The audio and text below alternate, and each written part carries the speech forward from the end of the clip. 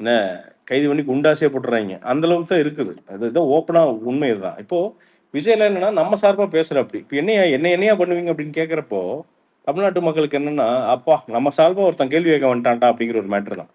இது சொல்லப்போனா திமுக காரங்கிட்ட நெறைய பேத்துட்ட பேசிட்டு இருந்தேன். இந்த கீழ்மட்ட லெவல்ல இருக்கிறவங்க செம ஹேப்பியா இருக்காய்ங்க. அப்பாடா! இவரு இப்பதாங்க சரியா கேள்வி கேட்கிறாரு. கரெக்ட்டுங்க. இவனுங்கள கேள்வி கேட்கணுங்க அப்படின்னு அவரு சொல்றாரு. நெறைய பேர் கீழ் மட்டத்துல இருக்கிற திமுக காரங்க, கட்சிக்கு உழைச்சவங்க எல்லாருமே வெறுப்புல உட்கார்ந்துருக்காய்ங்க.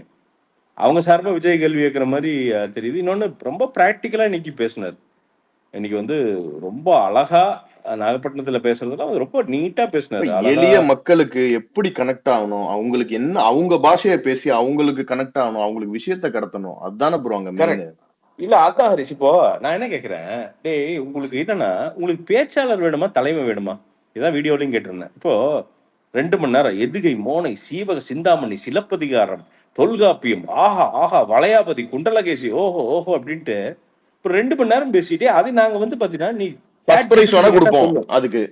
இல்ல சாட் ஜிபிடில சீவக சிந்தாமணி எங்க ஒரு ஃபுல்லா சொல்லு பார்ப்போம் அப்படின்னா, அது சொல்லும் சாட் ஜிபிடி.